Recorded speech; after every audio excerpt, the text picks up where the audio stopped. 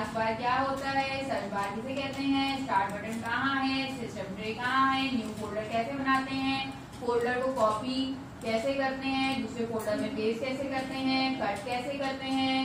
और अपने फोल्डर से यानी कि दूसरे डॉक्यूमेंट किसी दूसरे फोल्डर में लेके जाने हो तो जब कैसे लेके जाते हैं, कॉपी कट पेस्ट जितनी भी शॉर्टकट चीज आपको बताई गई है, बोल्ड किसे करते हैं, इटैलिक कैसे करते हैं,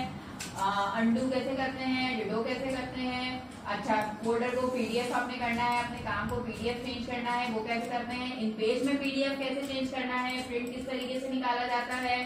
और डिस्प्ले कैसे चेंज करते हैं, डिस्प्ले की अगर सेटिंग चेंज करनी है तो कैसे चेंज करेंगे,